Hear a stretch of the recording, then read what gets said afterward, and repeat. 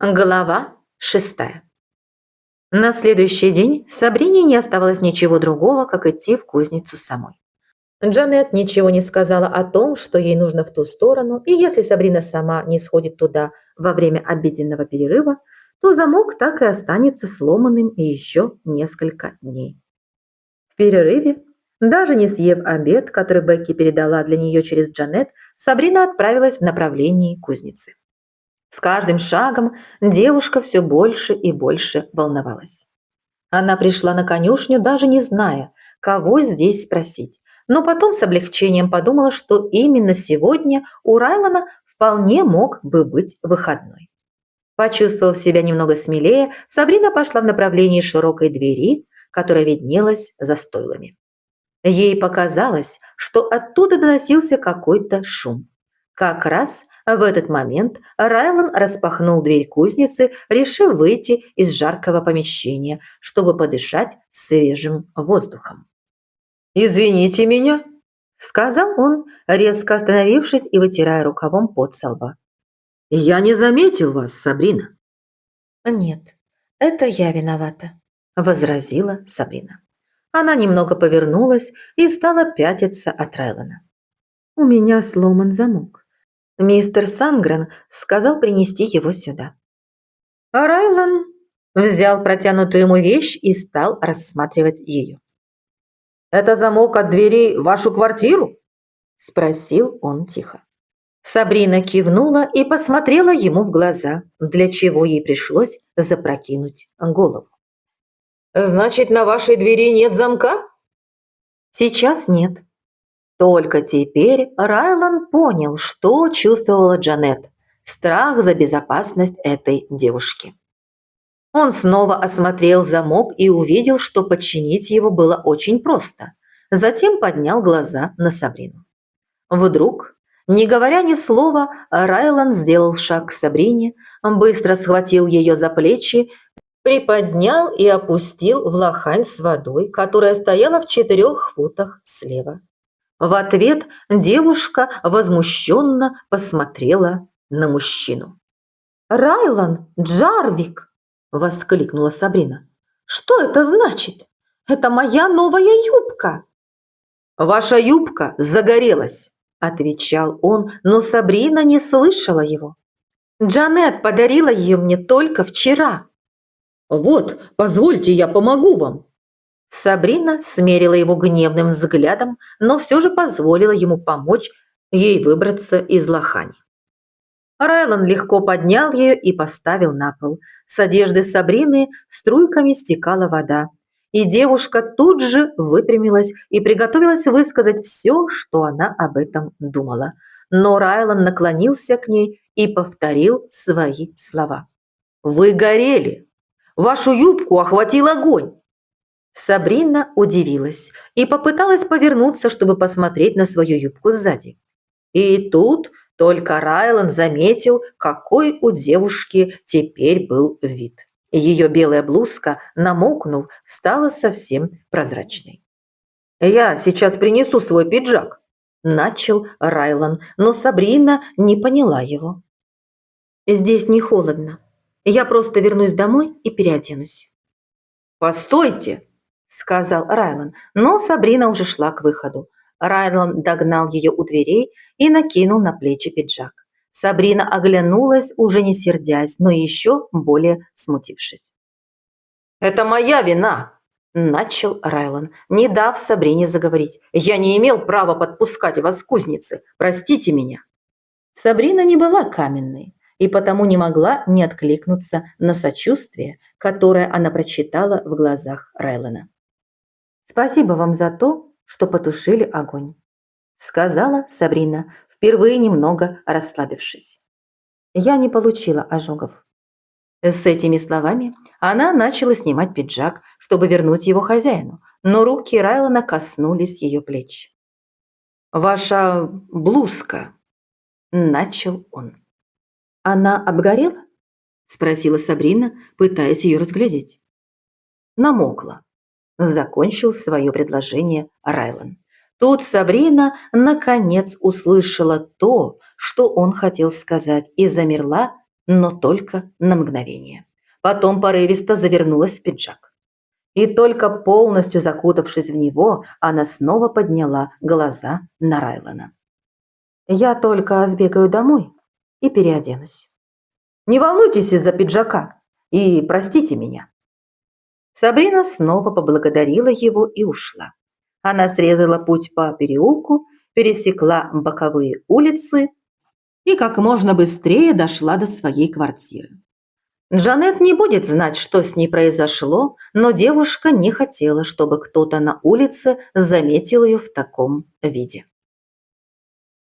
Пит Стилвелл, хозяин конюшни, зашел, чтобы проверить что-то в офисе. Это дало Райлану возможность сходить к Джанет. Райлан был в рабочей одежде, весь в поту, но ему было необходимо поговорить с Джанет прямо сейчас. К счастью, она оказалась одна. Райлан в нескольких словах описал случившееся, и хотя женщина и пыталась возражать, но все же приняла от него деньги. «Пожалуйста, сшейте ей новую юбку. Это целиком моя вина, и я хочу ее искупить». «Хорошо, Райлан, но едва ли Бри поймет это». «Она здесь недавно, Джанет, и мне бы очень не хотелось, чтобы это происшествие заставило ее пожалеть о своем переезде или чувствовать себя неловко при мне или при ком-то из нас». Райлан не стал задерживаться. Джанет поблагодарила его за понимание и затем помолилась о Сабрине. Джанет не думала, что из-за случившегося Сабрина может пожалеть о своем приезде, но, возможно, в чем-то Райлан и был прав. Джанет продолжала работать, время от времени поглядывая в окно, с минуты на минуту ожидая возвращения Сабрины. Сабрина взяла в руки пиджак Райлана, затем положила его обратно, потом снова взяла в руки. В конце концов, она оставила его дома, потому что ей хотелось как можно скорее вернуться к Джанет. Она срезала дорогу в том же месте, но не пошла через конюшню. Она шла так быстро, как только могла, и едва не ворвалась в мастерскую, готовясь все тут же объяснить. Но Джанет остановила ее всего 3 словами. «Райлан приходил сюда». «Он рассказал?» «Да. Вы уверены, что не обожглись?» «Со мной все в порядке, но я не знаю, удастся ли починить юбку». «Он оставил деньги на новую». «Он не обязан был этого делать». «Но он так захотел», – сказала Джанет, не уточняя, что Райлана больше беспокоила реакция Сабрины, чем испорченная юбка. Джанет знала, что об этом лучше было не говорить, но она надеялась, что Сабрина сама будет откровенна с ней. «А он сказал вам, что моя блузка была мокрой?» – спросила Сабрина. «Он сказал, что вы надели его пиджак, и я сама догадалась». Сабрина вдруг села. Все шло совсем не так, как она себе представляла. Она поклялась себе, что больше никогда не будет оголяться перед мужчиной. А теперь пастор церкви видел ее в мокрой белой блузке. На ней было нижнее белье, но это мало что меняло. «Вы сможете забыть о случившемся?» – спросила Джанет. Она не понимала, что могло означать выражение лица Сабрины. «Думаю, что да. Но, возможно, мне будет неловко встречаться с пастором Джарвиком». «Он джентльмен до мозга костей. Он никогда не сделает ничего, чтобы нарочно поставить вас в неловкое положение». «А разве ему не будет неловко, когда он увидит меня снова?» «Вряд ли. Я думаю, что он будет таким же добрым и заботливым, как всегда». Этот мужчина пришел и оставил деньги на новую юбку. Сабрина не произнесла этого вслух. Кивнула Джанет и взяла в руки мужскую рубашку, над которой она начала трудиться до обеда. Джанет больше не стала ее ни о чем расспрашивать, полагая, что если девушке захочется, она заговорит сама. Сабрине пришлось немного повозиться с ужином. Она ведь уже больше недели ничего не готовила. Да и новая печь была непривычной, но в итоге ужин был приготовлен и уже стоял на столе. Он был далеко не похож на те, какие готовила Бекки, но гуляш из бобов получился вполне съедобным, и хлебная лепешка тоже была неплохой. У Сабрины была всего одна кастрюля и несколько тарелок, но она была уверена, что со временем обзаведется всем необходимым. «Зато мне будет легко мыть посуду», — сказала она себе, ставя кипятить воду, и засмеялась над собственной шуткой. Через мгновение кто-то постучал в дверь. На площадке Сабрина увидела Райлана.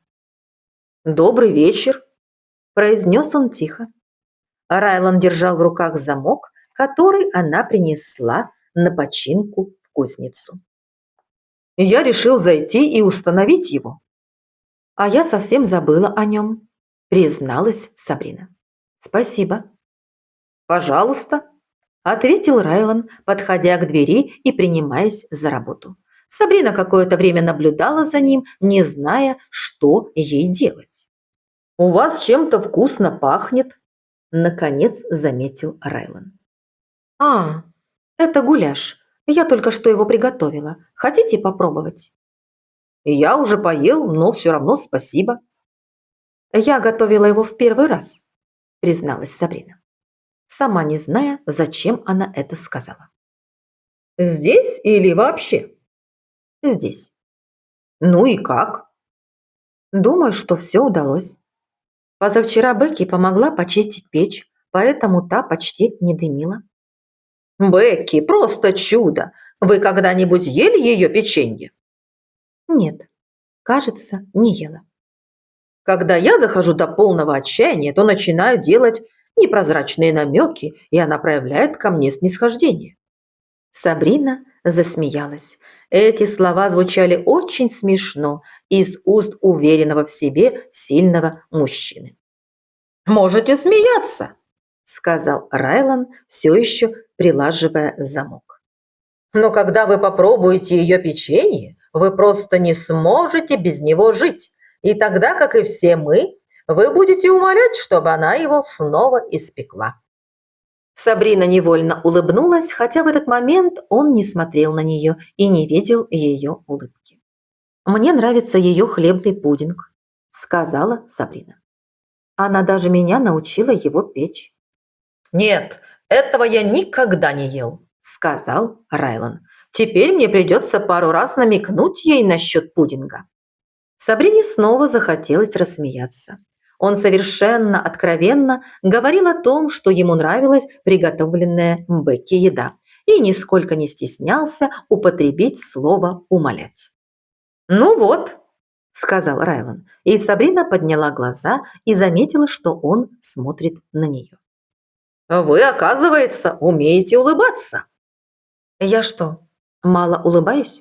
– спросила Сабрина неуверенным голосом. «Видите ли, если как следует вспомнить все произошедшее, то один небезызвестный кузнец пытался вас сегодня сжечь заживо. Поэтому совсем неудивительно, что вы ему не улыбались». «Это произошло случайно», – сказала Сабрина. «Это верно, но, честно говоря, я никогда и никому не разрешаю приближаться к кузнице из-за той самой опасности, в которой вы убедились на личном опыте. Сам не понимаю, как я мог потерять бдительность». «Я даже не заметила, что подошла так близко». «Я думаю, что на полу лежал уголек. Насколько я понимаю, обгорел только край юбки». «Да, край». Райлан кивнул. «Все готово. Теперь замок должен работать». «О, как быстро!» «Всего доброго, Сабрина», – сказал Райлан, полагая, что Бри прозвучит слишком фамильярно. «Спасибо. Ой, минутку». Сабрина вспомнила о пиджаке и пошла за ним в угол комнаты. Она протянула его Райлану, который смотрел ей прямо в глаза. «Благодарю вас! Я совсем забыл о нем!» Сабрина кивнула и снова поблагодарила его. Она закрыла за ним дверь и заперла ее на замок, думая о том, что Джанет была права. Он вел себя достойно и ничего не сделал, чтобы поставить ее в неловкое положение. «Что это значит?» – спросил Буч Сангрен, когда в пятницу Сабрина дала ему только часть денег из оговоренной за аренду квартиры суммы. «Это половина платы, минус те деньги, которые я потратила на краску и ремонт замка». На лице хозяина отразилась откровенная злоба. «Я могу выставить вас отсюда!» «Каким образом?» «При помощи шерифа!» «До или после того, как вы изложите ему обстоятельства нашего договора?» Спросила Сабрина, хотя и стало немного не по себе. «Какого договора?» «Вы не починили лестницу, а я живу здесь уже 10 дней. Если лестница развалится, то я даже не попаду в квартиру. Уже не говоря о том, что я могу сломать себе шею». Буч успокоился. Он действительно собирался починить лестницу и совершенно забыл об этом. «Хорошо, я займусь этим на будущей неделе». «Спасибо», – сказала Сабрина и повернулась, чтобы идти. Она почти завернула за угол, когда услышала чей-то голос. «Нужно, чтобы несколько человек объединились и выступили против него. Если бы люди это сделали, он бы привел эту дыру в порядок». Сабрина оглянулась, но увидела только пустое окно. «Кто это?» – спросила она, глядя в окно, и в нем показалась женщина с сигаретой во рту. Она была сравнительно молода, возможно, ей не было и 30, но ее взгляд был слишком жестким. «Это сказала я. А вы? Новенькая с верхнего этажа?» «Да, Бри Мэтьюс». «А я Кристал». Кристал насмешливо потрясла головой. «А Буч тут распространялся о том, какая вы красавица!» Сабрина не стала комментировать эти слова. «И после этого я все равно пустила его к себе». «Может быть, не стоило?» произнесла Сабрина с такой уверенностью, что Кристал с удивлением уставилась на нее. «Кажется, кто-то стучит в дверь», вдруг сказала Кристал. Сабрина видела входную дверь. Там никого не было. И поняла, что это была отговорка, чтобы прекратить разговор. Тем не менее, она поняла намек. «В таком случае, до свидания». «А он был прав», сказала Кристал, прежде чем Сабрина ушла. Сабрина молча посмотрела на нее. «Вы красавица!» С этими словами женщина отошла от окна, и Сабрина стала медленно подниматься по лестнице в свою комнату. «А Бри может остаться на ужин?» – спросила Ханна у своей матери в субботу. «Если только ей нравится рагу из дичи», – согласилась Джесси. «Я спрошу у нее», – вызвалась Ханна. Сабрина ответила девочке, что очень любит рагу из дичи, но все же часом позже она решила уточнить у Джесси, действительно ли она приглашена к ужину. «Вы уверены, что у вас хватит еды и на меня?» «Более чем, но я должна предупредить вас, что на сегодняшний день у нас еще запланирована прогулка к ручью». «Что это значит?» «То, что мы все немного домокнем». «Ну, с этим я могу смириться», – заметила Сабрина с улыбкой, вспомнив свое недавнее купание в конюшне. И радуясь тому, что на ней на этот раз не была надета тонкая белая блузка. Сабрина хотела задать Джесси еще несколько вопросов, но тут заметила Пэтти Энсдорф, которая шла к ним вместе с молодой женщиной, держащей на руках малыша. «Здравствуйте, Бри!» – поздоровалась Пэттинс. «Мне кажется, что вы еще не знакомы с моей племянницей. Это Мэг, жена Брэда, а это их дочка Саванна». «Я много слышала о вас», – сказала Сабрина Мэг и улыбнулась очаровательной малышке, сидящей у нее на руках. «Как вам нравится работать у Джанет?» – спросила Мэг. «Очень нравится. Суббота – мой любимый день, потому что утром я работаю там, а после полудня – здесь». Этим она хотела сказать, что очень устала. Пошутила Джесси, и женщины заговорили о списке покупок для Мэг. Пэтиэнс отнесла Саванну в заднюю часть магазина, где находились Ханна и Кланси, и у Сабрины появилась возможность поближе познакомиться с Мэг. «Как себя чувствовала Фета сегодня утром?» – спросила Мэг. «Вообще-то, я недавно сняла квартиру», – сказала ей Сабрина. «Я больше не живу у Джанет». Я уверена, что они скучают по вас. Бекки обожает о ком-нибудь заботиться». «Ну, она постоянно передает для меня еду, поэтому в некотором смысле она все еще заботится обо мне». В этом вся Бекки. «О, а это в распродаже?» – спросила Мэг, заметив банки с консервированными сливами и абрикосами. «Да, они в распродаже». «Брэд их очень любит», – сказала Мэг. «Они не всегда здесь продаются». «Мне кажется, что я их вообще никогда не пробовала». «Они очень даже ничего. Иногда сироп бывает сладковат, но это настоящее лакомство, когда у меня заканчивается своя консервация». Тут Саванна чему-то засмеялась, и Сабрине захотелось спросить Мэг о том, что представляет собой жизнь с маленьким ребенком в доме, но тут кто-то вошел в магазин. Джесси поблизости не оказалось, поэтому Сабрина сама занялась покупателем. «Мы бросаем камни», – сказала Кланси Сабрине по пути к ручью. «В воду?» «Большие камни», – пояснила Кланси, и Сабрина постаралась не рассмеяться. Обе девочки были восхитительными, но у Кланси была особенно смешная манера выражаться. Временами Кланси воспринимала жизнь очень серьезно, и со стороны было весело наблюдать за непосредственностью маленькой девочки. «Вы можете намокнуть», – вставила Ханна, – «но не сильно». «Я постараюсь принять это к сведению», – сказала Сабрина, оборачиваясь к Джесси. «Вы давно туда ходите?» «Очень давно.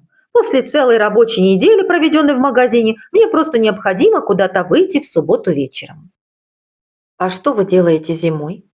«Мы ходим к реке, пока не становится совсем холодно. Обычно мы продолжаем приходить сюда даже в ноябре. Но в декабре уже нет». «В этих краях выпадает много снега?» «Немало, но самое неприятное – это холод. Это просто ужасно». Сабрина была мерзлячкой, и ей меньше всего хотелось, чтобы наступила зима. В такой теплый день, как сегодня, было трудно представить, что когда-то может стать холодно. Но так же было и в Денвере. Летом все изнемогали от жары, а зимой страшно мерзли. Девушка даже не заметила, как они подошли к ручью. Он оказался ближе, чем девушка себе представляла. Прислушиваясь к журчанию воды по камням и любуясь белыми гребешками, она пожалела, что не приходила сюда раньше. Чудесный пейзаж напомнил ей обо всем, что рассказывал Дэнни о Боге-творце, и она стала молиться. Потом девушка задумалась о том, во что верит Джесси. «Сюда, Бри!» – позвала Ханна, и Сабрина подошла к маленькой девочке, стоявшей у кромки воды.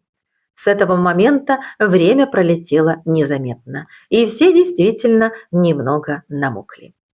Когда девочки отошли подальше, Джесси прямо сказала Сабрине о том, что представляет собой Токкен-Крик субботними вечерами, и о том, что район, в котором поселилась Сабрина, играет во всем этом значительную роль, особенно тогда, когда люди злоупотребляют алкоголем. Наконец Джесси отпустила Сабрину домой задолго до наступления темноты. Уютно устроившись дома, Сабрина почти не вспоминала об этом, пока не зашло солнце и не стало шумно. Ей удалось быстро заснуть, но перед этим, когда она молилась о Джесси и девочках, ей пришло в голову, что Джесси была права, и что в этом районе выходить из дома в субботу вечером было бы действительно не самой лучшей идеей. «Что ты делаешь?» Трейс застал Кассиди в ярко освещенной гостиной с письмом в руках. «Пришло письмо от моей матери. Джесси передала его через Мэг». Трейс сел рядом с женой. «Как она?» У нее снова болит спина, но в остальном все в порядке. Она сможет приехать в гости, когда у нас родится ребенок? Кассиди улыбнулась и прочитала ему вслух шутливую фразу из письма. «Только попробуйте не пустить меня в свой дом». А я еще сомневался, захочет ли она к нам приехать. Когда она приедет, мне будет тяжело отпускать ее обратно. Возможно, ей тоже не захочется уезжать. И ты действительно не будешь иметь ничего против того, чтобы она осталась у нас? Ну, мне потребуется некоторое время, чтобы привыкнуть, но я думаю, что все наладится. Кассиди улыбнулась Трейсу, думая о том, какой же у нее чудесный муж. Она закончила читать письмо и прижалась к мужу. В ее воображении рисовались картины того, как ее мать переедет в Токен-Крик, и что она будет чувствовать себя достаточно хорошо, чтобы помогать Джанет в мастерской и, возможно, даже поселиться в квартире на 2-м этаже. Кассиди знала, что это были только мечты, но при этом она не переставала надеяться, что однажды все это может стать реальностью. «Садитесь рядом с нами», – пригласила Джанет, когда воскресным утром Сабрина вошла в церковь. Они с Хезер рассказали Сабрине все новости о Бекке, Тимоти и Фете. Сабрина была рада их обществу. Потом женщины захотели узнать, как шли дела у Сабрины в ее новой квартире и чувствовала ли она там себя в безопасности. Женщины все еще беседовали, когда за кафедру вышел Райлан.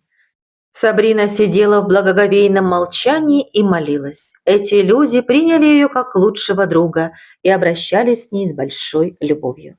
Если бы Сабрина только знала, что Джанет и Хезер были настолько рады увидеть ее, что едва не расплакались. В то первое воскресенье, когда Джанет просто взяла Сабрину с собой в церковь, она не расспрашивала ее о том, во что девушка верила. И вот теперь, уже живя отдельно 2-ю неделю подряд, Сабрина сама приходила на богослужение.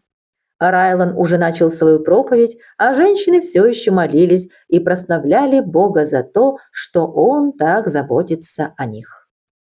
По окончании богослужения Сабрина осталась сидеть на месте. Она перечитывала послание к Колоссянам 1:17, пытаясь до конца понять, что имел в виду Райлан, когда рассказывал о сотворении мира. Она все еще раздумывала над этим, когда Чесвик подошел поговорить с Джанет. Их разговор оказался недолгим, и как только они договорили, Джанет представила его Сабрине. «Рад познакомиться с вами», – сказал Чес. «Вы приехали в Токен-Крик погостить или на постоянное место жительства?» «Я переехала сюда всего несколько недель назад», – сказала Сабрина. Этот мужчина производил хорошее впечатление, и она чувствовала себя с ним достаточно свободно. «Половину недели я работаю у Джанет, а другую в магазине Джесси». «Ну, в таком случае вы занятая леди. Бывая в этих 2 местах, вы, должно быть, уже увидели всех жителей нашего города. Особенно в магазине», – добавила Джанет. «Там действительно бывает много людей», – согласилась Сабрина. «А где вы живете?» «В одной из квартир на Виллоу-стрит». «Это одна из квартир Бутча Сангрена?» «Да». «Он большой оригинал, верно?» «В некотором смысле, да», – ответила Сабрина сухо, думая о том, что у мистера Сангрена была и другая, не очень приглядная сторона. «Послушайте», – вдруг предложил Чес, «если у вас нет на сегодня определенных планов, и вы сможете вынести присутствие 4 детей, мы бы с удовольствием пригласили вас к себе». «О, спасибо», – ответила Сабрина. Она никак не ожидала приглашения. «Я сейчас разыщу свою жену», – сказал Чес и ушел. Сабрина не успела и слова сказать. Она посмотрела на Джанет. Женщина улыбалась. «Вам понравится семья Виков. Миранда просто чудо, и вы полюбите всех 4 детей». Сабрина только кивнула, все еще пытаясь осмыслить происходящее. Тут подошла Миранда Вик, и вскоре Сабрина ушла вместе с ними. Прошло еще много времени, прежде чем девушка вспомнила, что у нее был вопрос по поводу прочитанного в церкви стиха. Глава 7. «Когда вы будете размышлять над этими качествами, — сказал Райлан в понедельник вечером, обращаясь к мужчинам, которые собрались в его гостиной, — не забывайте о Христе. Когда вы встретите в этом стихе слово «странноприимный», думайте о Христе. Когда вы будете читать, что вам нужно быть воздержанными и бодрствующими, снова вспомните о Христе. У нас бывает искушение воспринимать список этих качеств как что-то, чем нужно овладеть и вычеркнуть. Если мы забываем о том, что наша главная цель – это жить святой и богобоязненной жизнью перед Богом, то этим умаляем подвиг Христа на кресте. Если же мы работаем над этими качествами, видя перед собой пример Христа, то мы получаем силу для исполнения великой цели – вести наши семьи и Церковь Божью к большей святости.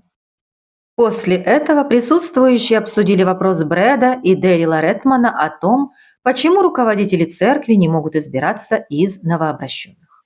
Как обычно, собрание закончилось молитвой, и поскольку было еще довольно рано, разговор перешел на практические вопросы.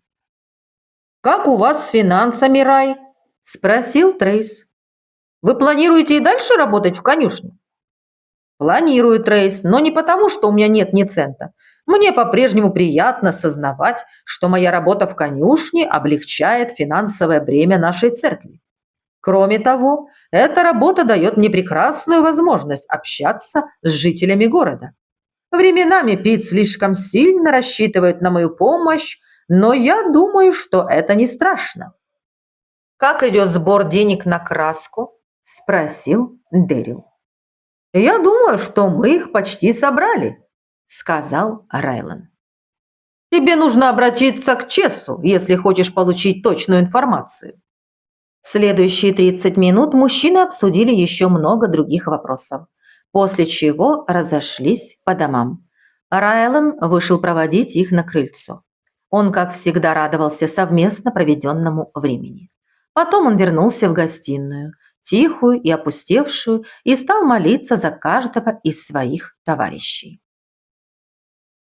«Дорогая Бри», начиналось письмо Келли. Сабрина читала его, сидя в кресле качалки перед магазином. «Я не могу описать, как я была взволнована, когда получила ваше письмо.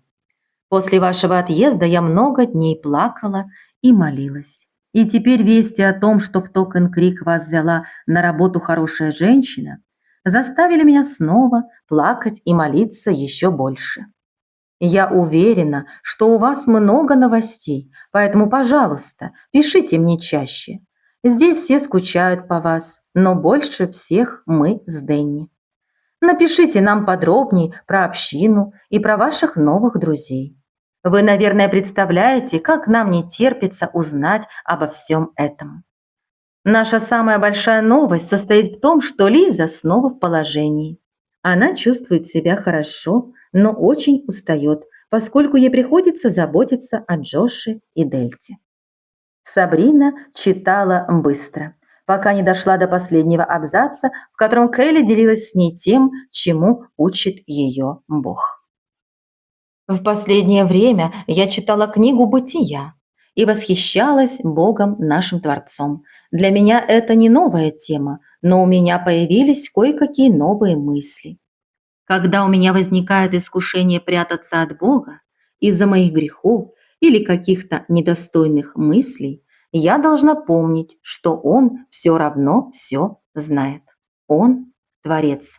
Я не могу объяснить, почему мне потребовалось столько времени, чтобы понять это. Странно, читая о том, что Он сотворил все сущее, забывать, что это относится и ко мне лично. Он сотворил Келли Баршоу и знает каждую частицу ее тела. Он сделал ее сострадательной и ранимой, но он также знает, что она хочет все делать по-своему. Он знает, что в ней есть хорошего, а что ей должно в себе изменить. Мое новое понимание этой истины делает мне мир и свободу. Мое новое понимание этой истины дает мне мир и свободу приходить к Богу по-новому. Я долго каялась, но это что-то новое. Теперь я молюсь с большим почтением, сознавая, кем является Бог, но без страха, что Он поймает меня за руку. Я славлю Его за то, что Он продолжает воспитывать меня, потому что мне это очень нужно. На этом Келли заканчивала письмо, прося Сабрину написать ей опять. Сабрина сложила письмо и положила его в карман передника. На данный момент это было все, что она могла сделать. У нее были те же проблемы, что и у Келли. Она видела Бога как Творца, но не воспринимала это как что-то, относящееся к ней лично. Ей нужно было как следует обдумать это. В ее сердце до сих пор были уголки, куда она никого не пускала. Умом Сабрина понимала, что от Бога ничего не скрыть, но ее сердце было еще не до конца убеждено в этом. Джесси не нуждалась в услугах Сабрины в этот вторник, поскольку в магазине наступило затишье. Но девушка зашла, чтобы узнать, нет ли для нее почты, и, получив письмо, села в кресло-качалку на широком дощатом настиле перед магазином, чтобы прочитать его. Там ее и нашла Ханна. «Привет, Бри!» «Привет, Ханна!» Ответила ей Сабрина, все еще думая о словах Келли и о том, что они относятся к каждому человеку. Бог является Творцом для всех людей. «Что вы делаете?» «Просто читаю письмо от подруги». «А что ты сегодня делаешь?» «Может быть, я пойду играть с Хайди». «Хайди Вик? А вы знаете Хайди?» «Да, в воскресенье я обедала в их доме». «У них есть малыш», – сообщила Ханна Сабрине, хотя девушка и так знала об этом. «И собака». «Здорово, правда?» Клэнси тоже была маленькой, но теперь она уже не маленькая. «Вы обе большие девочки», – сказала Сабрина, которой вдруг пришла на память ее собственная сестра. У них была примерно такая же разница в возрасте, причем Сабрина была младшей. «Вам грустно?» – неожиданно спросила Ханна, и Сабрина подумала о том, что девочка была очень наблюдательной для своего возраста. Но не успела Сабрина ничего ответить, как на настил поднялся Райлан и составил им компанию. Ни та, ни другая не заметила его приближения, но Сабрина мгновенно почувствовала, что Райлан с Ханной были старыми друзьями. «Пастор Райлан!» Ханна подбежала к нему и взяла его за руку. «Может быть, сегодня я буду играть с Хайди?» «Это замечательно! А мне можно прийти?» «Нет», – ответила Ханна с искренним сожалением. «Вы слишком большой». «Я мог бы стать на колени», – предложил Райлан, округлив глаза. «Нет», – сказала Ханна, смеясь. «Мы играем в куклы. Мальчики не любят кукол. Фрэнклин никогда в них не играет», – добавила Ханна, упомянув старшего сына Виков. Райлан протянул руку и ласково потрепал девочку по щеке, после чего он повернулся к Сабрине. «Как работает замок?»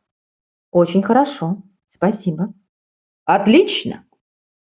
«Вы хотели что-то купить?» Ханна снова завладела вниманием Райлана. «Всего пару вещей», – ответил Райлан и снова повернулся к Сабрине.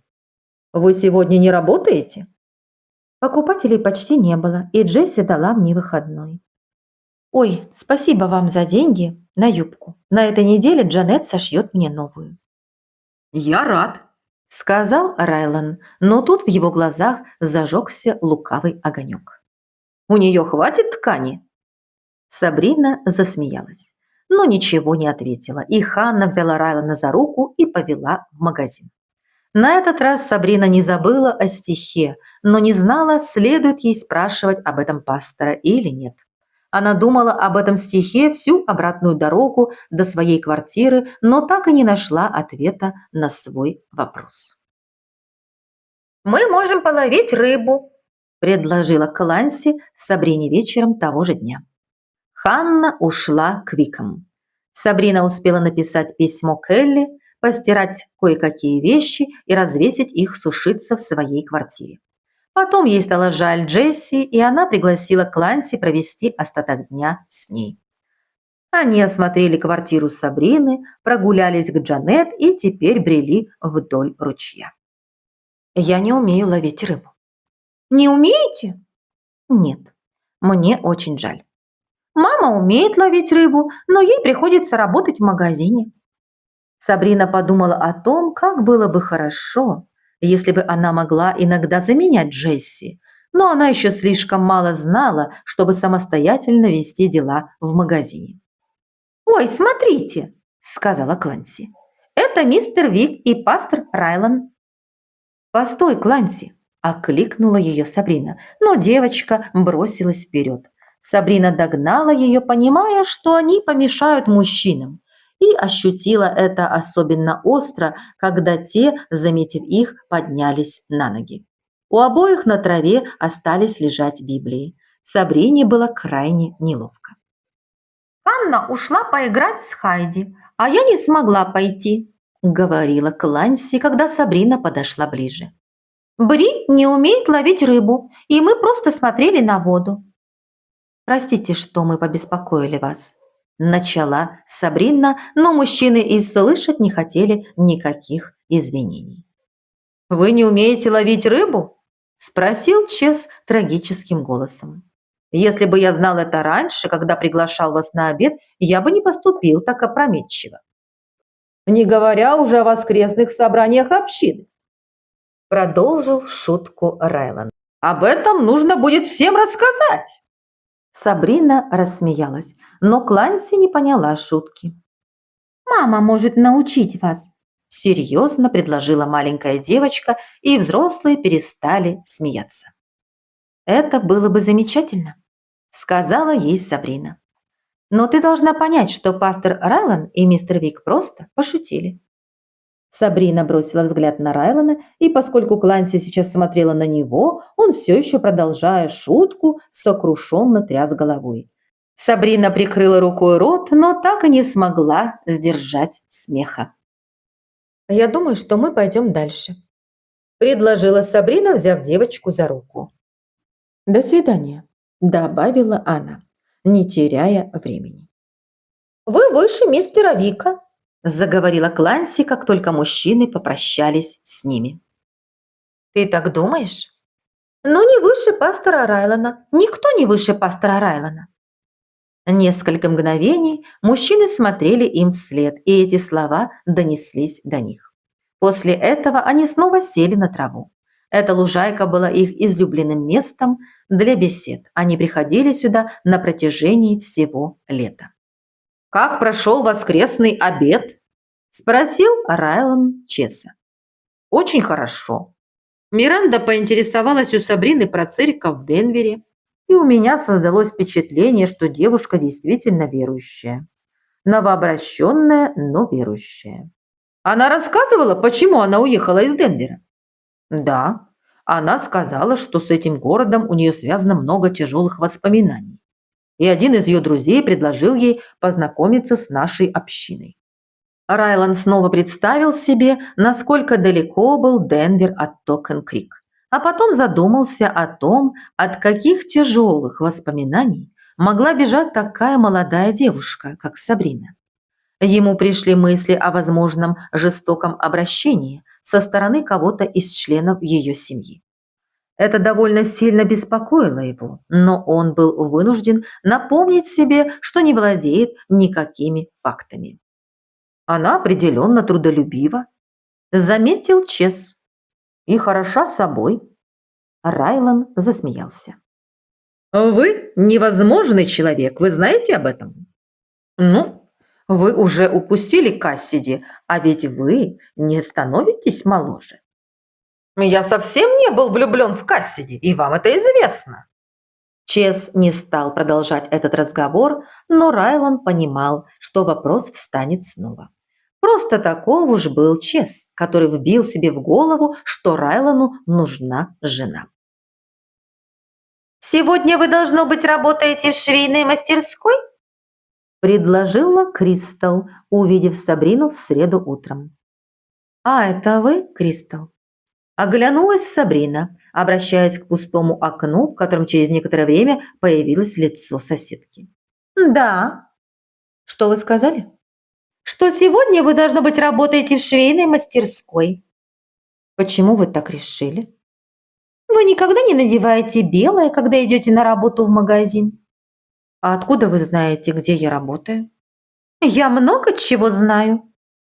«А вы знаете, что Божий Сын умер за нас?» Было следующее, что пришло в голову Сабрине, но она не была уверена, может ли она это сказать. Она почти видела, как Кристал после этих слов снова скроется от нее в своей комнате и больше никогда не будет разговаривать с ней. К тому же у Сабрины не было времени. Двое рабочих вышли из-за угла, держа в руках доски и инструменты. «Вот сюда!» – сказал один, и Сабрина увидела, что они направляются к лестнице. «Давай, давай!» «Я сейчас!» – отозвался другой мужчина, медленно проходя мимо женщин и внимательно рассматривая их. Наконец он остановился и заговорил. «Что вы будете делать через пару часов?» «Зачем вам знать?» – поинтересовалась Сабрина холодно.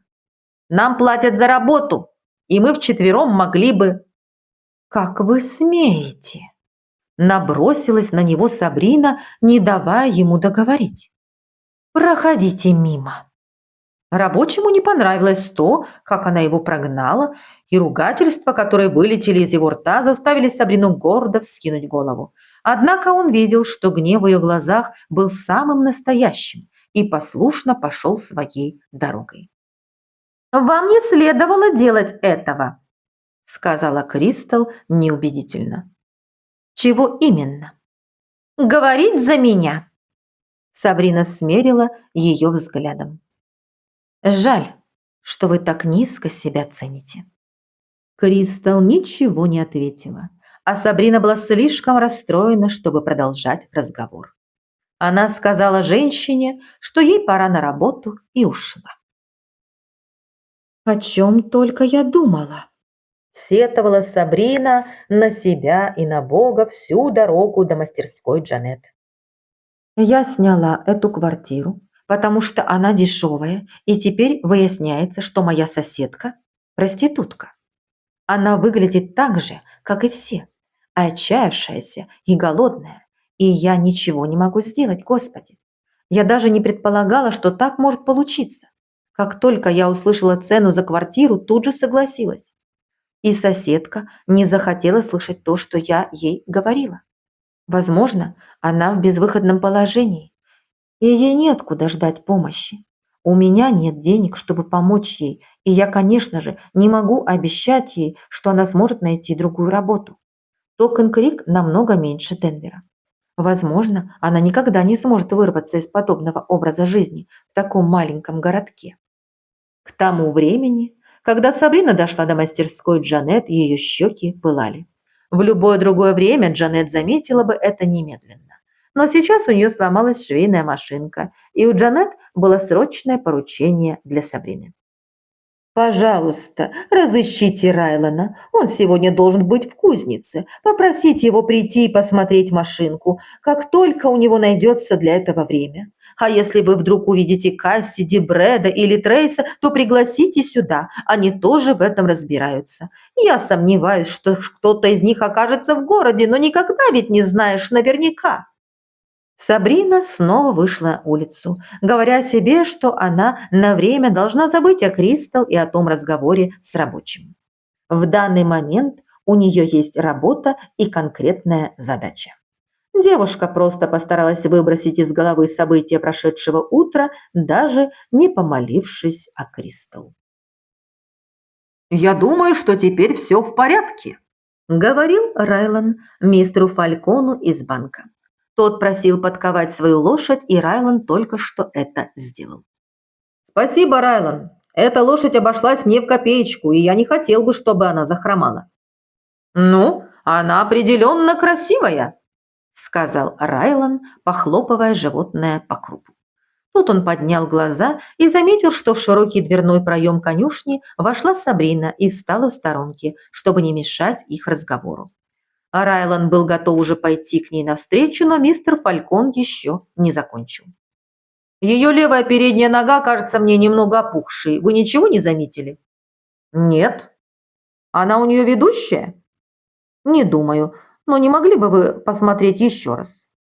А Райлан легко взял копыта в руки и осмотрел сустав, однако не заметил никакой припухлости.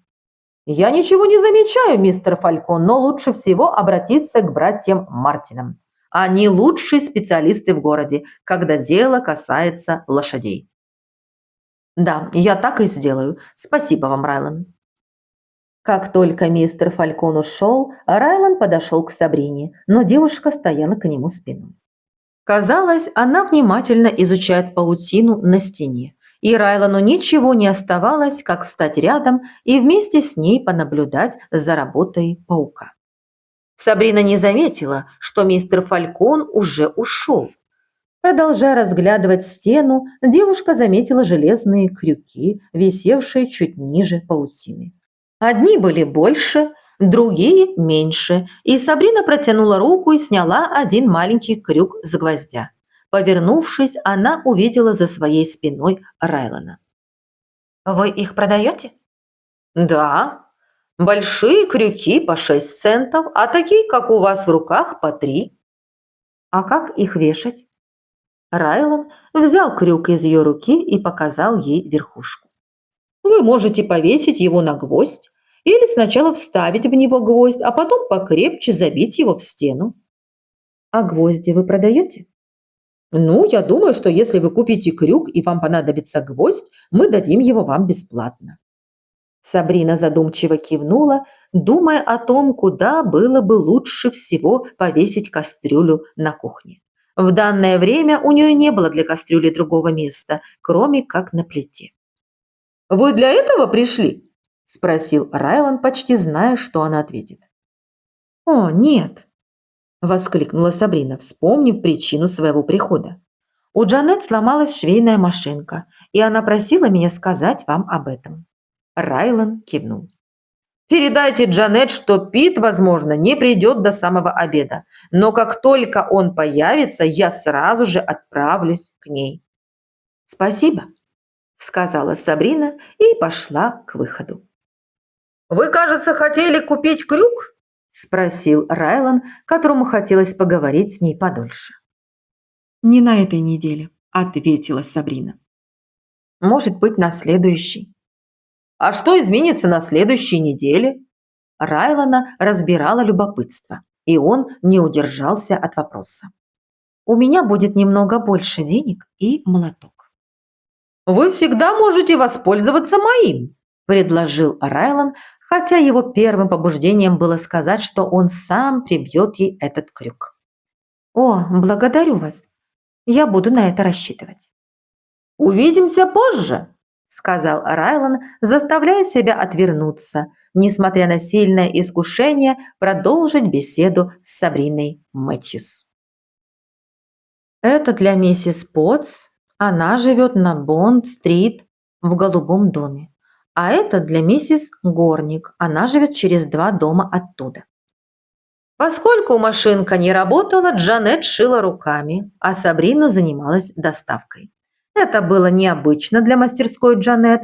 Она так и сказала Сабрине. Но хозяйка думала, что так будет лучше, пока машинку не починят.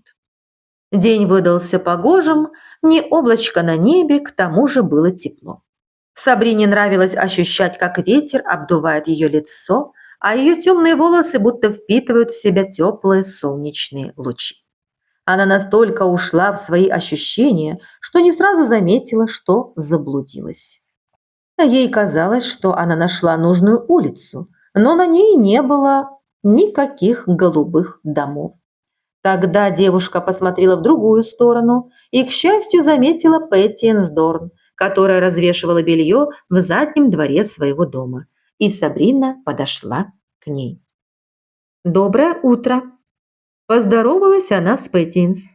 «А, это вы, Бри, я рада вас видеть!» «Вы случайно не знаете, где живет миссис Потс? Мне нужно отнести ей заказ». «Вам нужно пройти еще 2 улицы, и там вы увидите дом голубого цвета. Это и будет ее дом». «Спасибо». «Постойте, Бри, я хотела бы пригласить вас к нам на ужин». «Спасибо. А в какое время?» «Просто приходите после работы. Мы садимся за стол, как только приходит Джеб. Обычно это бывает где-то в половине 6. Я буду рассчитывать на это время. Увидимся вечером». Сабрина доставила оставшиеся изделия без происшествий и почти дошла до мастерской, когда ей встретился Брэд Тобен. Заметив ее, он прикоснулся к шляпе и, не останавливаясь, пошел дальше. Сабрина почувствовала большое облегчение. Брэд был бы разочарован, если бы узнал, что его показное равнодушие не произвело на девушку никакого впечатления. «Возьмите, Райлан». Миранда Вик передала пастору тарелку с картофелем после того, как наполнила тарелки Хайди и Фрэнклина. Паркеру, который был младше Хайди почти на 2 года, уже положили еду, а малышка Нелли обычно ела с одной тарелки вместе с Мирандой. «Спасибо, Миранда. Я весь день с нетерпением ожидал этой трапезы». «И мы тоже. Паркер хотел вам что-то сказать». Райлан посмотрел на маленького мальчика, который сидел рядом с отцом и заранее благодарно улыбался. «Я уверовал в Иисуса», – сказал Паркер, и его глаза сияли не меньше, чем улыбка на губах. «Ну, Паркер», – сказал Райлан, не признаваясь, что Чес сообщил ему об этом накануне. «Это прекрасная новость. Ты можешь рассказать мне, как это произошло?» «Мама говорила мне о нем, и я поверил, что Иисус умер за мои грехи». Райлан кашлянул. Эта семья была особенно близка ему, и эта новость была очень дорога его сердцу. В глазах Миранды блестели слезы, и, судя по покашливанию Чеса, в его горле тоже стоял ком. Райлан тоже с трудом сдерживал слезы. «У нас есть великий, спасающий Бог, Паркер, который очень сильно тебя любит», произнес Райлан с тихой убежденностью. «Я знаю, что твои родители еще много расскажут тебе о нем. Тебе хочется узнать больше?» Маленький мальчик кивнул, после чего все принялись за еду. Волнение никуда не ушло, но в данный момент не следовало давать ему волю. Райлан не хотел, чтобы Паркер увидел его слезы, и потому был рад переключить свое внимание на вкусную еду, приготовленную Мирандой. Это было еще одним благословением от Бога и поводом прославить Его. «Значит, Мэг провела лето в Токен-Крик, и они с Брэдом полюбили друг друга?» Уточнила Сабрина, получая большое удовольствие, слушая рассказ Пэттинс. «Так и было. Она много лет подряд проводила лето у нас, но Брэд не обращал на нее внимания до лета 1877 года. И той же осенью они поженились», – добавил Джеб. «А теперь у них родился ребенок», – сказала Сабрина. «Малышка просто прелесть, правда?» – спросила Пэттин, зная, что не найдется человека, который бы с ней не согласился. «Да, я заметила, что она все время улыбается». «А вы видели ее с Брэдом или Трейсом?» – спросил Джеб. «Она обожает отца и дядю». Вечер прошел как нельзя лучше. Джеб и Пэттинс рассказывали о своей жизни и ненавязчиво интересовались жизнью Сабрины. Девушка была с ними столь же откровенна, как и с другими, но почему-то в этот вечер разговор о Денвере заставлял ее сердце болезненно сжиматься. Она скучала по Денни и Келли и впервые за долгое время задумалась о том, как могла сложиться дальнейшая жизнь ее сестры. Поэтому В этот вечер, попрощавшись с гостеприимными друзьями, она медленнее обычного шла обратно в свою квартиру. Было еще довольно светло, когда она вышла от Дорнов, и она уверила Джеба, что прекрасно доберется домой сама. Но в дороге она немного задержалась. И даже не заметила, как уже стемнело, а в воздухе похолодало. Сабрина стояла уже на Виллоу-стрит прямо перед своим домом, когда услышала шум. Где-то рядом кричал мужчина, плакала женщина и раздавался надрывный тонкий крик младенца. Глава 8. Недолго думая, Сабрина подошла к двери дома напротив и распахнула ее. Какой-то мужчина стоял над женщиной и, замахнувшись, ударил ее. «Прекратите!» – крикнула Сабрина и подбежала к нему, но мужчина только размахнулся и ударил девушку наотмашь по лицу. Сабрина упала назад, ее лицо горело, но она была не из трусливого десятка. Она поднялась на ноги, набросилась на мужчину сзади и стала раздирать ногтями его лицо. Он перестал бить женщину, завопил, отбросил Сабрину в сторону и побежал к дверям. Сабрина подошла к женщине, которая лежала в углу. Она была без сознания. Ее лицо было в синяках. Тут Сабрина услышала шум сзади и повернулась в ожидании очередного удара, но перед ней стояла женщина. «Что случилось?» Было темно, но Сабрина по голосу узнала свою соседку. «Кристал, это вы?» «Да». «Бегите за врачом и шерифом, быстрее!» Затем Сабрина подняла избитую женщину и потащила ее в спальню, хотя это было нелегкой задачей. Она уложила женщину на помятую постель и как можно лучше укрыла. Только после этого она вернулась в гостиную и взяла на руки крошечного младенца из корзинки. Ее сердце готово было выскочить из груди, когда она поняла, насколько маленьким был этот ребенок. «О Боже, прошу тебя!» – молилась Сабрина в душе. «Он такой маленький! Боже, прошу тебя, помоги ему!» Сквозь влажную ткань Сабрина чувствовала тепло от тела ребенка, а тоненькое одеяльце, в которое он был завернут, оказалось насквозь мокрым. Освещение в комнате было очень тусклым, но Сабрина смогла отыскать возле корзинки сухую одежду. Девушка сняла с кричащего младенца все мокрые пеленки, завернула его в сухие.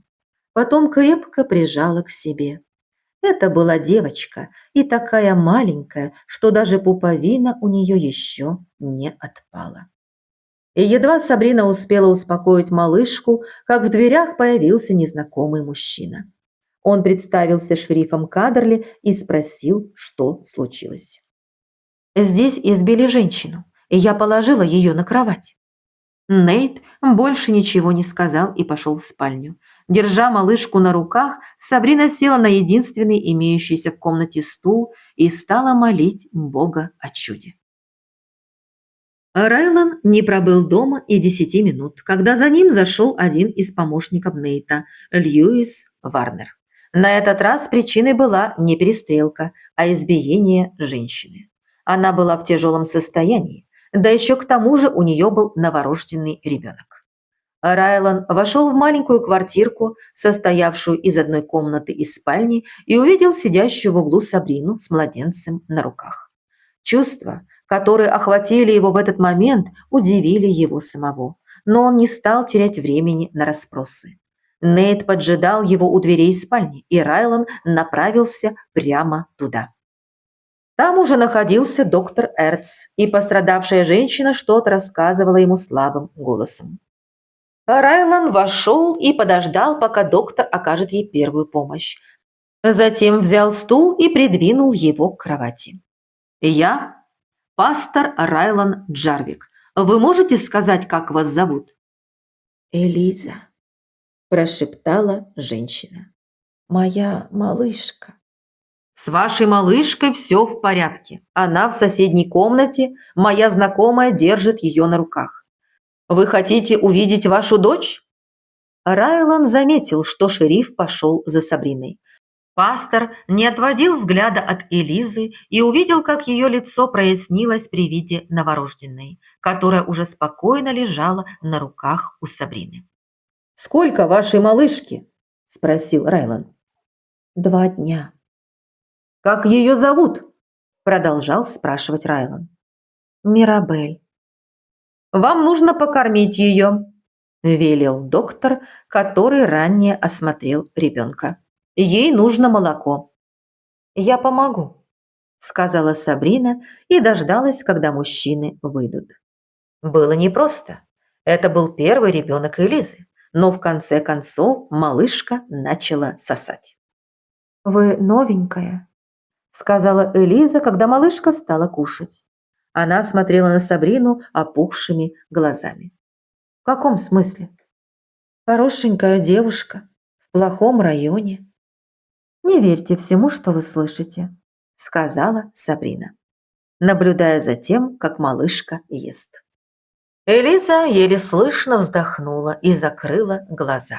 Сабрина побыла еще немного, после чего незаметно вышла из комнаты.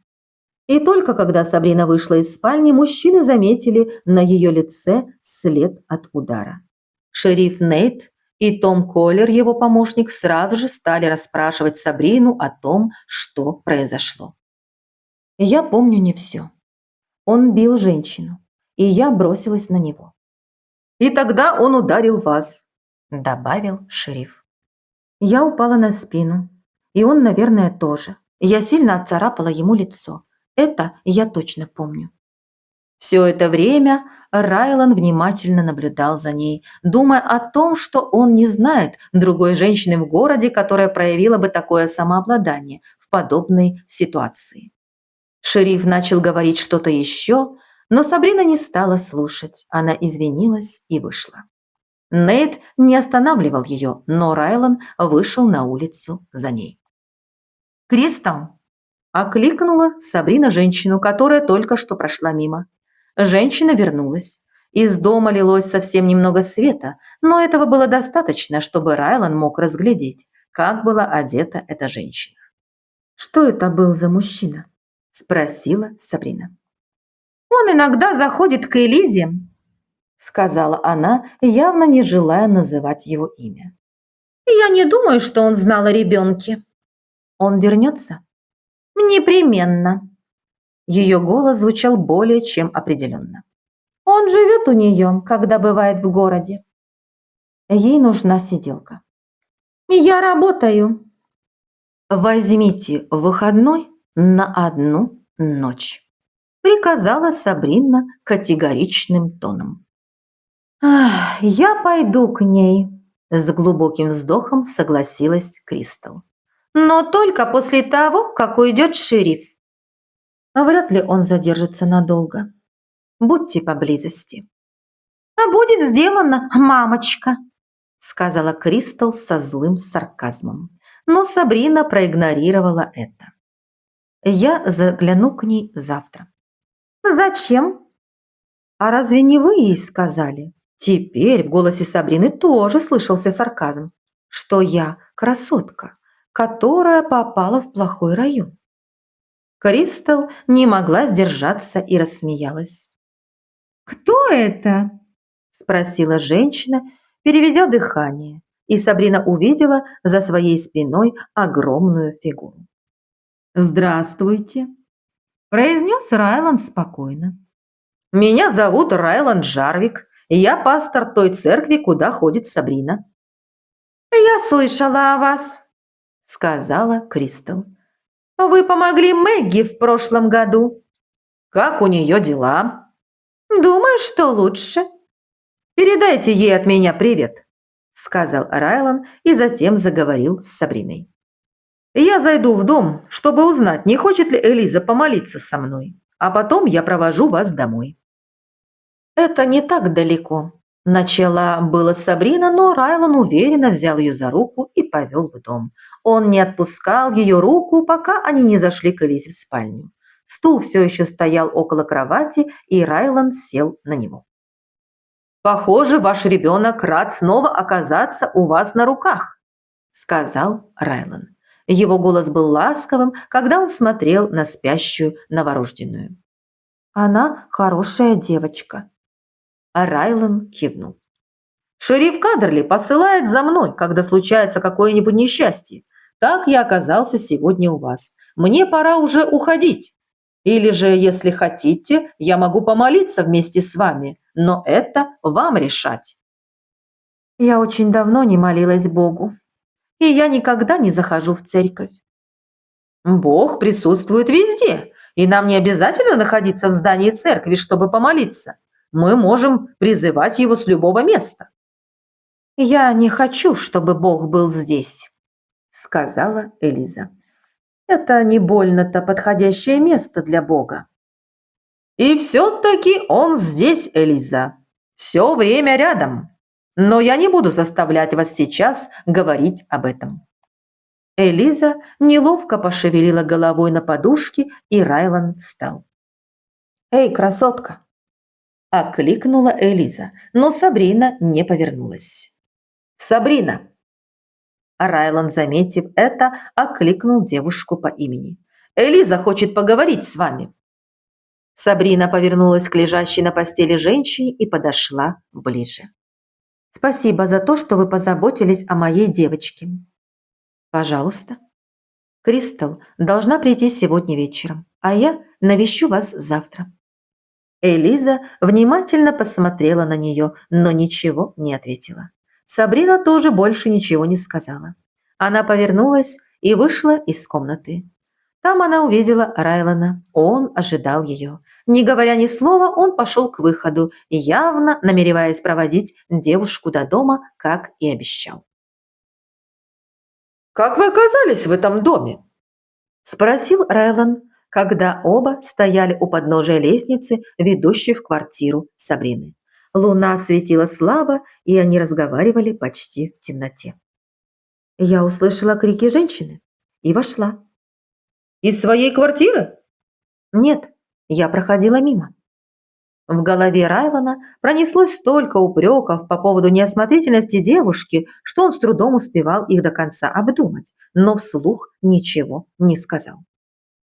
«Да, у нас уже сложилась такая традиция за много лет, и это стало для меня привычным». «И что вы делаете?» «То же самое, что и сегодня. Я прихожу и молюсь вместе с людьми, если они хотят этого». «И они обычно хотят?» «Иногда. Более того, некоторые наши члены церкви – это люди, с которыми я познакомился при подобных обстоятельствах». Сабрине хотелось спросить, были ли среди них бывшие проститутки, но она оставила этот вопрос при себе. «С вами все в порядке?» – спросил Райлан. «Да. А с вами?» «Меня сегодня никто не бил», – заметил Райлан. «И если я все правильно понял, то у вас не было даже времени, чтобы приложить к лицу холодный компресс». «Вы не такой, как я думала», – произнесла Сабрина задумчиво. Говорить об этом в темноте было легче. «В каком смысле?» «Я не знаю. Я просто не думала, что вы такой добрый». «Это нетрудно, когда вы неравнодушны к людям». «Я вижу, что вы неравнодушны». «Полагаю, что я должен сказать то же самое и о вас. После сегодняшнего вечера я просто не знаю, как я мог этого не замечать». «Ведь это хорошо, верно?» – спросила Сабрина, вдруг почувствовав неуверенность. «Думаю, что да», – согласился Райлан. При этом ему хотелось добавить, что ей нельзя впредь бросаться разнимать дерущихся, и что сегодня вечером для нее все могло закончиться намного хуже. «Спасибо за то, что вы проводили меня домой, пастор Райлан». «Не за что. Желаю вам спокойно отдохнуть». «Спасибо. Спокойной ночи». «Спокойной ночи, Сабрина». Но прежде чем он ушел, она напомнила ему, что они увидятся в воскресенье. Райлан не стал спорить, хотя в действительности он планировал повидаться с ней еще до этого. Завтра, как только у него будет время, он зайдет к Джанет, чтобы посмотреть, что у Сабрины с лицом. На следующее утро Райлан первым делом отправился к Чесу. Чес был одним из служителей церкви, но для Райлана он был ближе других. Это был человек, который мог задать пастору самые трудные вопросы и строже всех с него спрашивал. В сердце Райлана зародились чувства к женщине, которую он почти не знал, и он нуждался в молитве. Райлан начал с того, что пересказал Чесу события прошедшего вечера, после чего стал ждать его реакции. Она вошла и заставила этого мужчину прекратить нападение? Да, я не видел ее сегодня, но тот человек ударил ее, и на ее лице остался след. Чес внимательно посмотрел на Райлана. Сердце пастора билось учащенно. В ней есть что-то особенное, Чес. Меня так еще никому не тянуло. И ваше сердце прямо рвется из груди. Так и есть, согласился Райлан, смеясь над словами, которые он сам много раз произносил за кафедрой. Я зашел, потому что нуждаюсь в молитвах. Мне нужно мыслить ясно и не дать эмоциям ослепить меня. Ну, в моих молитвах вы можете не сомневаться. Вам известны подробности об этой женщине или о мужчине? Нет. После вас я планировал зайти в участок к шерифу. Вчера та женщина не захотела говорить о Боге, поэтому я, возможно, не увижу ее сегодня. Однако, вспомнил Райлан, к ней собиралась зайти Сабрина. Она сказала это? Да, и она убедила еще одну женщину посидеть там прошлой ночью. Райлан невольно остановился и покачал головой. Мне жаль, что вы не видели и не слышали ее. Лично я никогда не видел ничего подобного. Чес не знал, что и ответить. Сабрина Мэтьюс определенно представляла собой нечто большее, чем просто высокую девушку с хорошеньким личиком. Но выяснение фактов и деталей могло оказаться не таким уж простым делом. У Чеса стали зарождаться многочисленные предположения, но он знал, что гадать не было смысла. Поэтому, выполняя обещание, данное Райлану, он начал молиться. Сабрина негромко постучала и осторожно приоткрыла дверь уже знакомого ей дома. Элиза была на ногах, но выглядела неважно. С ребенком на руках она стояла посреди гостиной. «Как вы себя чувствуете?» – спросила Сабрина. «Как я выгляжу?» «Ужасно». Сабрина не подбирала слова. «Чувствуете вы себя, наверное, не лучше». «У вас не найдется сигаретки?» – спросила Элиза. «Нет, простите». «Может, у Кристал?» «Она приходила вчера вечером?» «Да, она ушла час назад». «Что вам принести? Может, позавтракать?» «Нет, но все равно спасибо». В голосе Элизы звучала твердость, которую Сабрина не могла не услышать. Тут ребенок негромко заплакал, и Сабрина, понимая, что сейчас она ничем не сможет помочь, пошла к выходу. Она знала, насколько гибкой и выносливой могла быть женщина, ведущая подобный образ жизни. И также то, что перед ней была именно такая женщина. Она бы не удивилась, узнав, что вчерашний мужчина находится в спальне, отсыпаясь после тяжелого вечера с побоями. Видя, что в этой ситуации уже нечего сказать или сделать, Сабрина ушла. Ей нужно было вернуться в свою квартиру за сумочкой, после чего она отправилась к Джанет. Элиза не хотела ее помощи, к тому же Сабрине пора было идти на работу. По дороге в мастерскую Джанет девушка решила, что она может хотя бы молиться за Элизу и ее ребенка всякий раз, когда вспомнит о них. «Как работает машинка, Джанет?» – спросил Райлан, как только вошел в дверь мастерской. «Великолепно, спасибо!» – ответила Джанет с улыбкой. «Рад это слышать. Сабрина сегодня не работает?» Улыбка исчезла с лица Джанет. «Она в подсобном помещении. Она настояла на том, чтобы сегодня оставаться там». Райлан направился в ту сторону, но Джанет окликнула его. «Вероятно, нам нужно поговорить, Райланд Джарвик. Я хотела бы услышать еще одну версию этой истории». Сабрина, конечно же, слышала все это, поэтому она не удивилась появлению Райлана. В подсобном помещении было одно маленькое окно, и Сабрина сидела прямо под ним, чтобы на ее шитье попадало как можно больше света. «Как ваш глаз?» – спросил Райлан, как только он увидел девушку. «Ничего, переживу», – ответила Сабрина непринужденно. Райлан подошел к окну и наклонился так, чтобы можно было разглядеть лицо девушки. На скуле у нее был большой синяк и царапина на щеке. Сабрина видела, как он внимательно оглядел следы удара и затем посмотрел ей в глаза. «Я не хотел бы, чтобы вы делали подобное снова», – произнес Райлан медленно. «Ну, лично я не планировала этого», – сказала Сабрина. «Но это может повториться?» – спросил Райлан. Сабрина немного улыбнулась его тону, и Райлан не стал настаивать на ответе. Вместо этого он спросил, видела ли она Элизу и ребенка. Да, она была на ногах, но выглядела просто ужасно. «Я заходил к Аддерли. Они нашли сильно пьяного мужчину с царапинами на лице и арестовали его». «Она не будет подавать на него в суд», – сказала Сабрина. «Но это могли бы сделать вы», – сказал Райлан, который уже обсудил этот вопрос с шерифом. «Я не буду этого делать, если она продолжает его любить. Как только он выйдет на свободу, она пустит его обратно».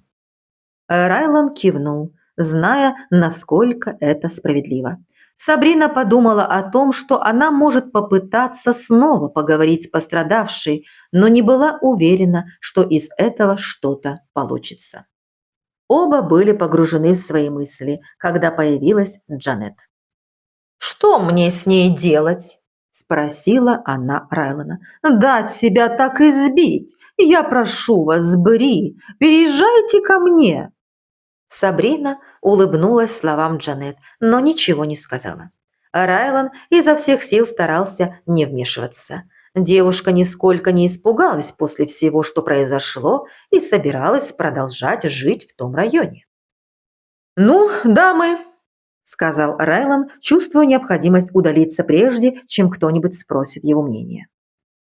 Кроме того, подсобное помещение Джанет было слишком маленьким. Ему было бы тесно там и одному, а уж вместе с еще двумя женщинами и подавно. «Мне нужно готовиться к проповеди. Если вам понадобится, чтобы я снова посмотрел машинку, Джанет, я буду дома». «Спасибо, Райлан», – сказала она, все еще немного сбитая с толку. «И я надеюсь, что ваша проповедь будет о том, что люди должны позволять другим заботиться о них». Тут Сабрина громко рассмеялась. Райлан был бы рад присоединиться к ней, но, заметив хмурое лицо Джанет, решил поскорее уйти. Сабрина радовалась тому, что люди видят только то, что они хотят видеть. К полудню субботы, когда она отправилась на работу в магазин, синяки уже прошли, но царапина все еще была заметна. Джесси увидела ее, и Сабрина коротко все объяснила, но никто больше не сказал ни слова об этом до самого вечера. К сожалению, человеком, который обратил на ее царапину самое пристальное внимание, был Бретт Тобин. Ему снова понадобился табак и бритва, но не успела Сабрина найти то, что он просил, как он подошел прямо к ней. «Кто это вас поцарапал?» – спросил он тихо. В его вопросе сейчас не было и следа от его обычного обаяния и шутливости. Более того, он выглядел сердитым или, может быть, даже взволнованным. Каким именно, Сабрина не смогла определить. «Это длинная история», – ответила Сабрина, обходя его и продолжая поиски бритвы. Но от Бретта было не так легко избавиться. Он пошел за Сабриной на склад. «Я бы хотел, чтобы вы рассказали мне об этом. Когда вы заканчиваете работу?» «Это очень любезно с вашей стороны, мистер Тобин, но со мной все в порядке». Ее тон и выражение лица сказали Бретту, что он ничего от нее не добьется, но отступать он не собирался. Бретт оплатил и забрал свои покупки и ушел с твердой решимостью узнать правду. Сколько бы ему ни потребовалось для этого времени, он был уверен, что обязательно найдет того, кто расскажет ему, что случилось со щекой Сабрины Мэтьюс. «Как продвигается разучивание стихов?» – спросил Райлан в конце проповеди. На протяжении последних нескольких встреч он каждую неделю задавал по одному новому стиху из послания к Колоссянам. «Кто-нибудь может процитировать стих 6 из 2 главы?» «Хорошо, Фрэнклин», – сказал Райлан, улыбаясь тому, как быстро мальчик поднял руку. «Давайте послушаем». «Колоссянам 2:6», – начал мальчик, поднявшись с места. «Посему, как мы приняли Христа Иисуса Господа, так и ходите в нем». «Отлично!» – подхватил Райлан. «Как насчет 10 стиха из 1 главы, Хезер? Теперь вы». «Чтобы поступали достойно Бога, во всем угождая Ему, принося плод во всяком деле благом и возрастая в познании Бога». «Очень хорошо!» – похвалил пастор. Он спросил еще нескольких человек, после чего задал новый стих на следующую неделю – Колоссянам 4:5. Когда Райлан закончил, вперед вышел Чес. «Всего через неделю мы будем праздновать 4 июля», – объявил он. «В Токен-Крик будет проводиться ежегодный пикник и соревнования, и мы надеемся, что все вы придете. Однако это не последнее из важных событий лета. Я рад сообщить вам, что мы скопили достаточно денег для покраски здания». Чес дождался, пока утихнет радостный смех, восторги и аплодисменты, и продолжал. «Мы назначим для покраски определенные дни, и если у вас будут возможности прийти, мы приглашаем вас. Если ваши сыновья или дочери уже когда-либо что-то красили и знают, как пользоваться кистью, то приходите с ними. Если же нет, то мы бы хотели, чтобы в покраске участвовали только взрослые». Несколько человек засмеялись, глядя на выразительное лицо Чеса, но все с ним согласились. «Мы назначим точные дни где-то на будущей неделе и дадим вам знать». На этом собрание общины было окончено. Вполне естественно, почти все разговоры вертелись вокруг предстоящих праздников и дней покраски, которые определенно должны были стать не менее веселыми. Следующая неделя пролетела особенно быстро. Дни теперь были очень теплыми, и с приближением 4 июля обстановка в Токен-Крик почему-то становилась все более беспокойной. На протяжении этой недели шериф Нейт дважды заходил за Райланом. В первый раз, когда в результате случайного выстрела был ранен ребенок, во второй раз шериф пришел за Райлану в субботу вечером. Было еще не очень поздно, всего около 10 часов вечера. На месте происшествия плачущая женщина не пожелала общаться с пастором, поэтому Райлан довольно быстро отправился домой. Его мысли были заняты происходящим на улицах, и он молился о всех людях, которых встречал. По дороге домой, сократив путь, Райлан шел по боковой улице, которая соседствовала с салуном Лаки Никель, и вдруг услышал знакомый голос. Он резко остановился и прислушался. Это был голос Сабрины. «Вы хотите пойти ко мне и поговорить, Паула?» – спросила Сабрина. «Кристал сказала, что вы будете говорить со мной здесь». «Да, буду», – ответила Сабрина сухо. «Но если мы пойдем в мою квартиру, то более вероятно, что нам не помешают». «Вы живете в том же доме, что и Кристал?» «Да, наверху». «Привет», – сказала женщина, заметив приближающегося мужчину. Он не был ей знаком, но род ее деятельности заставлял всегда оставаться приветливой. «Вы хотите поговорить с ним?» – спросила Сабрина, даже понятия не имея, что на самом деле подошедший мужчина хотел поговорить с ней самой. «Сабрина!» – окликнул девушку Райлан, и она обернулась. «Что вы здесь делаете?» – спросила она, не на шутку удивившись. «Я мог бы задать вам тот же вопрос», – подумал Райлан, но вслух произнес. «Вы позволите проводить вас домой?» «Кто это?» – спросила Паула. «Мой знакомый. Я думаю, что он обеспокоен тем, что я нахожусь на улице после наступления темноты». Райлан подошел и встал рядом с Сабриной. Ничто сейчас не заставило бы его уйти без нее. Он только надеялся, что она не станет упираться. «Меня зовут Райлан», – сказал он, протягивая руку. Паула автоматически пожала ее. «Вы пастор?» «Признаю свою вину», – сказал он, стараясь сохранять ситуацию непринужденной. Должно быть, это помогло, поскольку Паула слегка засмеялась. «Ну что, вы зайдете ко мне?» – настаивала Сабрина, не зная, как женщина отнесется к присутствию Райлана. В действительности, Паулу не смущало присутствие Райлана, но при этом ей уже совсем не хотелось говорить сегодня ни о чем серьезном. Она уже немного выпила, и ее голова не была достаточно ясной для серьезной беседы. «Я зайду к вам как-нибудь в другой раз», – сказала Паула. «Я уверена, что Кристал покажет мне дорогу». «Разумеется», – согласилась Сабрина и сказала женщине, что они еще увидятся. Ранее она уже пообещала Господу, что доверится ему во всем, что произойдет этим вечером, и что она не будет пытаться настаивать на своем.